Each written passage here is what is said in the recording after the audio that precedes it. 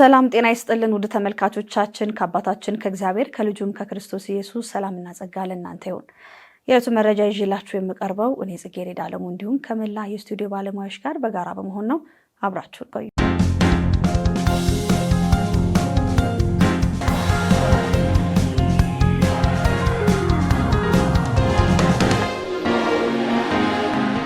በኢትዮጵያ ቃለ ሕይወት ቤተክርስቲያን መንፈሳዊ አመራር በሚል ርዕስ የተዘጋጀ የ3 ቀናት ስልጠና ለቀጠናው መሪዎች እየተሰጠ ይገኛል። ባልደረባችን ሮማን ከሊል እንደሚከተለው ታቀርበዋለች። ሚያዝያ ቀን 27 2018 ዓ.ም የተጀመረው አራተኛ ዙር ስልጠና በኢትዮጵያ ቃለ ሕይወት ቤተክርስቲያን የደቀ መዝሙርነትና የቤተክርስቲያን ትምህርት አገልግሎት መምሪያ ከዓለም አቀፍ መጋቢያን አመራር ኢንስቲትዩት ጋር በመተባበር ደቀ መዝሙርነት አድራጊዎችና መሪዎችን ማባዛት የተሰኘ መንፈሳዊ አመራር በሚል ርዕስ የተዘጋጀ የ3 ቀናት ስልጠና 90 ለሚያህሉ የቀጠና መዝሙር አድራጊ መሪዎችና መጋቢያን አስተባባሪዎች ከትዳር አጋሮቻቸው ጋር በመሆን እየተሰጣቸው እንደሚገኝ ተገልጿል። በእነዚህ ቀናት በሚኖረው ስልጠና ዋና ርዕስ የሚሆነው የኢትዮጵያ ቃለ ሕይወት ቤተክርስቲያን ከእግዚአብሔር የተቀበለችውን ራዕይና ተልዕኮ ለመተግበር መንፈሳዊ መሪዎችን ደቀ መዝሙር በማድረግ ማስፋፋት ላይ ያተኮረ ነው ተብሏል። ስልጠናውን የሚሰጡት ከኢትዮጵያ ቃለ ሕይወት ቤተክርስቲያን ጋር በአጋርነት የሚያገለግሉት ከሀገረ አሜሪካ የመጡ መሆናቸው ተገልጿል። የስልጠናውም የትኩረት አቅጣጫ ቤተክርስቲያን ከእግዚአብሔር የተቀበለችውን ተልዕኮ ሰዎችን ሁሉ ለክርስቶስ የተሰጡ ተከታዮች ወይም ደቀ መዝሙር ማድረግ ሲሆን ይህም ደቀ መዝሙር በመሆንና በማድረግ ሂደት ፍሬያማ ለመሆን ጤናማ ግንኙነት፣ የአማኞች የእርስ በርስ ህብረትና በክርስቶስ ላላመኑ ሰዎች ፍቅርን የማሳየት አስፈላጊነት እንደሆነ ተነግሯል። ሌላኛው ምዕመናን በአነስተኛ ህብረት በማደራጀት ተልዕኮ ተኮር ደቀ መዝሙር ማህበርን በመገንባት ብዙ ደቀ መዝሙር አድራጊ መሪዎችን ማፍራት ነው። እንዲሁም ደቀ መዝሙር በመሆን ለማደግ ቤተሰብ መሰረት ስለሆነ ተልዕኮ ተኮር ቤተሰብ ግንባታ ላይም በትኩረት መሰራት እንዳለበት ተመላክቷል። የኢትዮጵያ ቃለ ሕይወት ቤተክርስቲያን የደቀ መዝሙርነት እና የቤተክርስቲያን ትምህርት መምሪያ ኃላፊ የሆኑት መጋቢ አለማየሁ አንጁሎ እንደገለጹት ስልጠናው ለተከታታይ 3 ዓመታት ሲሰጥ ቆይቶ የዙር የመጨረሻ መሆኑን አስታውቀዋል። ተሳታፊዎችን ቤተክርስቲያኒቱ በተሻለ ሁኔታ ለማገልገል የሚያግዙ ጠቃሚ ዕውቀቶችን እንደሚያገኙ እንደሚከተለው ገልጸዋል። እንግዲህ እግዚአብሔርን እጅግ አድርገን እናመሰግናለን። እግዚአብሔር ረድቶን የዛሬ 4 ዓመት የተጀመረው ስልጠና መንፈሳዊ አመራር ላይ ያተኮረው በግል ህይወታቸው፣ በቤታቸው፣ በአጥቢያ ቤተክርስቲያን እግዚአብሔር የሚፈለግ አይነት መሪ ሆነው እንዲቀጥሉ ከትዳር አጋሮች ጋር በኢትዮጵያ ቃለ ሕይወት ቤተክርስቲያን በቁልፍ መሪዎች ላይ የተጀመረው ስልጠና እየቀጠለ አሁን 4ኛውን ዙር ስልጠና ጀምረናል። በእነዚህ 3 ዓመታት ውስጥ እግዚአብሔር አስደናቂ በሆነ መንገድ ተናግሮናል። በግል ህይወታችን እግዚአብሔር እየመራን ነው ወይ? ሌሎችን በማስተባበር ለተልዕኮ ዝግጁ እንዲሆኑ እያደረግን ያለን መልካም ምሳሌ ያለን መሪዎች ነን ወይ? እንዲሁም እግዚአብሔር ከተልዕኮ አንጻር በህይወታችን የጀመረውን ለውጥ እየመራን ነው ወይ?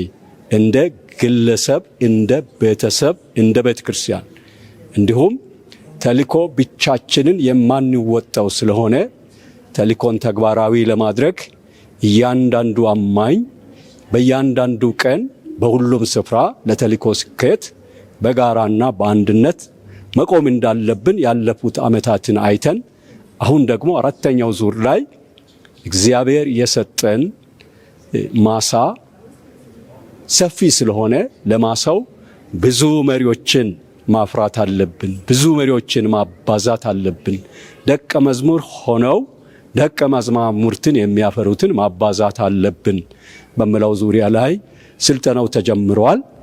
እንግዲህ ስልጠናው ቀጣዮቹን 3 ቀናት የሚቆይ ይሆናል።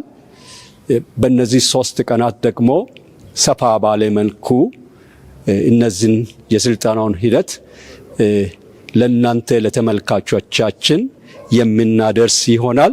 እግዚአብሔር አስጀምሮናል።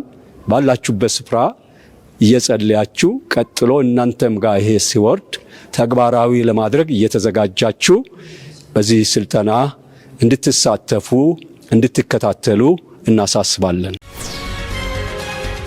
የኢትዮጵያ ሙሉ ወንጌል አማኞች ቤተክርስቲያን በደቡብ ምዕራብ አዲስ አበባና አካባቢው ክልል በዓለም ገናና በሰበታ የሚገኙ አጥቢያዎችን የወንጌል ስርጭት ኮንፈረንስ ተካሄደ። አርብ ሚያዝያ 24 እና እሁድ 26 2018 ዓ.ም በሰበታ ስታዲየም በዓለም ገናና በሰበታ የሚገኙ 7 አጥቢያዎች በአንድነት በመሆን የወንጌል ስርጭትና ኮንፈረንስ ያካሄዱ ሲሆን የቤተ እምነቱ ምክትል ፕሬዝዳንት፣ የክልሉ ፕሬዝዳንት፣ የክፍለ ከተማው አስተዳደርና ጥሪ የተደረገላቸው እንግዶች ምዕመናን ተገኝተዋል። የቤተ እምነቱ ምክትል ፕሬዝዳንት መጋቢ ለወየው ስንሻው ለጉባኤው መንፈሳዊ ሰላምታ በማቅረብ መልእክት አስተላልፈዋል። የክልሉ ፕሬዝዳንት መጋቢ አእምሮ መልካሙ ጌታ በወንጌል ስርጭቱ ኮንፈረንስ ስላከናወነው ድንቅ ስራም አመስግነው በወንጌል ስርጭት ኮንፈረንስ ላይ አገልጋዮች በቃል በዝማሬና በጸሎት አገልግለዋል። እንዲሁም በሺዎች የሚቆጠሩ ሰዎች ወንጌልን የሰሙ ሲሆን በመቶዎች የሚቆጠሩ አዳዲስ ሰዎች ንስሐ በመግባት ጌታን የግል አዳኛቸው አድርገው ተቀብለዋል። መረጃውን ከቤተ ክርስቲያኒቱ ማህበራዊ ድረገጽ አገኘ ነው። የኢትዮጵያ ወንጌላዊት ቤተክርስቲያን መካነ ኢየሱስ ማዕከላዊ ሲኖዶስ 31ኛ ጉባኤውን በስኬት አካሂዷል። ባልደረባችን ባስሌን ዘሪሁን እንደሚከተለው ያቀርበዋል። መቀመጫውን በምስራቅ ወለጋ ነቀምት ያደረገው የማዕከላዊ ሲኖዶስ 31ኛ መደበኛ ጉባኤውን ከሚያዝያ 14 እስከ 16 ቀን 2018 ዓ.ም ድረስ አካሂዷል። ጉባኤው ጸንታችሁ ቁሙ በሚል መሪ ቃል ለ3 ተከታታይ ቀናት የተካሄደ ሲሆን መደበኛ ተግባራቸውን አካሂደዋል። በጉባኤውም የሲኖዶሱን የ4 ዓመታት ጉዞ አስመልክቶ በመሪዎች መርህ ንግግርና ሪፖርቶች ቀርበዋል። ውሳኔና የትኩረት አቅጣጫ በሚፈልጉ ጉዳዮችም ላይ ውጤታማ ውይይቶች ተካሂደዋል። ጉባኤው ትኩረት ካደረገባቸው ጉዳዮች መካከል የሲኖዶሱ የወንጌል ማድረስ ቀዳሚ የተሰጠው ሲሆን በሰላም አስፈላጊነትና የምዕመናን አስተዋጽኦ ጉዳይ በስፋት መክረዋል። ለሲኖዶሱ የቃሉና የቅዱሳን መጥራት አገልግሎት እንዲያግዝ ለ34 አገልጋዮች በቤተክርስቲያኒቱ ፕሬዝዳንት ቄስ ዶክተር ዮናስ ይገዙ የቅስና ኃላፊነት በጉባኤው ማጠቃለያ ተሰጥቷል። ለመጪው 4 ዓመታት ሲኖዶሱን በተለያዩ ኃላፊነቶች የሚመሩ መሪዎችን በጉባኤው መርጠዋል። በዚህም መሰረት ቄስ ገመቹ አብዲሳ የሲኖዶሱ ፕሬዝዳንት፣ ቄስ አብዲ ፍቃዱ ምክትል ፕሬዝዳንት እና አቶ ተመስገን እጀታ አቃቢ ነዋይ ሆነው ተመርጠዋል። በጉባኤውም ከፍተኛ የመንግስት ተወካዮች፣ የአጎራባች ሲኖዶስ ፕሬዝዳንቶችና ጥሪ የተደረገላቸው እንግዶች ተገኝተዋል። መረጃውን ከቤተ ክርስቲያኒቱ ማህበራዊ ድረገጽ አገኘ ነው። ውድ ተመልካቾቻችን መረጃዎቻችን እንደቀጠሉ ይገኛሉ። አሁን ደግሞ ከውጭ ወዳገኘናቸው መረጃዎች አልፋለሁ። በኬንያ ያለው የወንጌላዊ ሉትራን ቤተክርስቲያን ከሉትራን ወርልድ ፌዴሬሽን አባልነት ራሱን አገለለ። ባልደረባችን ሮማን ከሊል እንደሚከተለው ታቀርበዋለች። በኬንያ የሚገኘው ኢቫንጀሊካል ሉትራን ቸርች ኢን ኬንያ ከሉትራን ወርልድ ፌዴሬሽን አባልነት ራሱን በይፋ ማግለሉን አስታውቋል። ውሳኔው በቤተ ክርስቲያኗ ምክር ቤትና በጠቅላላ ጉባኤው በአንድ ድምፅ ጸድቋል። ቤተ ክርስቲያኗ ውሳኔውን በአስቸኳይ እንደምትፈጽምም ገልጻለች። የኢቫንጀሊካል ሉትራን ቸርች ኢን ኬንያ ሊቀ ጳጳስ የሆኑት ጆሴፍ ኦቻሎ ኦማሎ ለመውጣት 3 ዋና ምክንያት ያቀረቡ ሲሆን በእነዚህም የሉትራን ወርልድ ፌዴሬሽን የመጽሐፍ ቅዱስ ስልጣንን የሚያዳክም ትርጓሜ መከተል፣ የሴቶች ሹመትና የኤልጂቢቲ ጉዳዮች መደገፍ የሚሉትም ይገኙበታል ብለዋል። ጆሴፍ ኦቻሎ ኦማሎ በላኩት የመልቀቂያ ደብዳቤ ከመጽሐፍ ቅዱሳዊ አስተምሮ ውጪ የሆኑ አቋሞችን ከሚደግፉ ህብረት ጋር መቀጠል አንችልም ብለዋል። ይህ ውሳኔ በተለይ በዓለም አቀፍ ሉትራን አብያተ ክርስቲያናት ውስጥ በስነ መለኮትና በማህበራዊ ጉዳዮች ዙሪያ ያለውን ክርክር እንደገና አስነስቷል። መረጃውን ከክርስቲያን ቱዴይ ኒውስ አገኘ ነው። አዲስ የዓለም አቀፍ ጥናት ከተሜነትና የህዝብ ለውጦች ለክርስትና ዋና ተግዳሮቶች መሆናቸውን አመለከተ። አዲስ የዓለም አቀፍ ጥናት በዓለም አቀፍ ክርስትና ላይ ተጽዕኖ የሚያሳድሩ ዋና ዋና ተግዳሮቶችን አመላክቷል። በጥናቱ መሰረት ስደት፣ ከተሜነትና የስነ ህዝብ ለውጦች በቤተ ክርስቲያን አመራሮች ዋና ትኩረት ጉዳዮች ሆነዋል። የ2026 የግሎባል ክርስትና ሁኔታ ሪፖርት ክርስትና በዓለም አቀፍ ደረጃ እያደገ መሆኑን ቢያሳይም የተለያዩ እምነት ግን በፍጥነት እየተስፋፉ መሆኑን ገልጿል። በየዓመቱ የክርስቲያኖች ቁጥር በ0.95 በመቶ ሲያድግ የተለያዩ እምነቶች ቁጥር ደግሞ በ1.57 በመቶ እድገት እያሳየ ይገኛል። ሪፖርቱ በጎልደን ካውንስል ቴዎሎጂካል ሴሚናሪ የተደረገ ሲሆን በኢሮፕ ያሉ ባህላዊ የክርስቲያን ክልሎች የክርስትና ቁጥር እየቀነሰ ሲሆን በሚድል ኢስት ደግሞ የክርስቲያኖች ቁጥር ከ1900 እስከ 12.7% ከነበረበት በ2026 4.2% መውረዱ ተገልጿል። እንዲሁም ከዓለም ህዝብ 27.7% ወይም 2.3 ቢሊዮን የሚጠጉ ሰዎች እስካሁን ድረስ ወንጌል ያልደረሰባቸው መሆኑ ተጠቁሟል።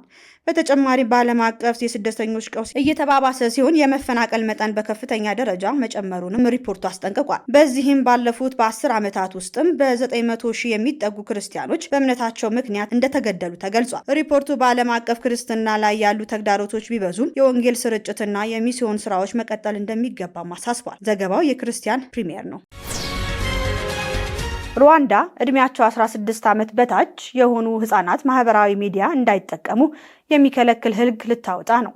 ባልደረባችን ሮማን ከሊል እንደሚከተለው ታቀርበዋለች። ሩዋንዳ የህፃናትን ደህንነት በዲጂታሉ ዓለም ይበልጥ ለመጠበቅ በማለት እድሜያቸው ከ16 ዓመት በታች ሆኑ ታዳጊዎችን ማህበራዊ ሚዲያ እንዳይጠቀሙ የሚከለክል አዲስ ህግ ለማውጣት እየተዘጋጀች መሆኗን አስታውቃለች። የሀገሪቱ የኢንፎርሜሽን ኮሚኒኬሽን ቴክኖሎጂ ኢንስቲትዩት እና ኢኖቬሽን ሚኒስቴር ፓውል ኢንጋቤር እንደገለጹት የህግ ህፃናትን ከሳይበር ጥቃቶችና ከተገቢ ያልሆኑ የኢንተርኔት ይዘቶች ለመታደግ ያለመ ነው ብለዋል። በቅርቡ የተደረገ ጥናት እንደሚያሳየው 16 በመቶ የሚሆኑ ተማሪዎች ያለ ወላጅ ቁጥጥር ስልኮቻቸውን በመጠቀም ለተለያዩ አደጋዎች እየተጋለጡ መሆኑን ተረጋግጧል። ከዚህ ውስጥ ከ30 እስከ 35 በመቶ የሚያህሉት ደግሞ በቲክቶክ፣ በዩቲዩብ በመሳሰሉ የማህበራዊ ሚዲያ አማራጮች ምክንያት ለጭንቀትና ለትኩረት ማጣት ችግሮች ተዳርገዋል። ሚኒስትሯ አክለው ብዙ ህፃናት ከወላጆቻቸው የተሻለ የዲጂታል እውቀት ስላላቸው ወላጆች ልጆቻቸው ምን እንደሚመለከቱ ማወቅ ተስኗቸዋል። ይህ ደግሞ በልጆች የትምህርት አቀባበል ስነ ልቦና ላይ አሉታዊ ተጽዕኖ እያሳደረ ይገኛል ብለዋል። አዲሱ ህግ ወላጆች ልጆቻቸውን በይዘት ፈጠራ ውስጥ በማሳተፍ ገቢ እንዲያመነጩባቸው የሚከለክሉ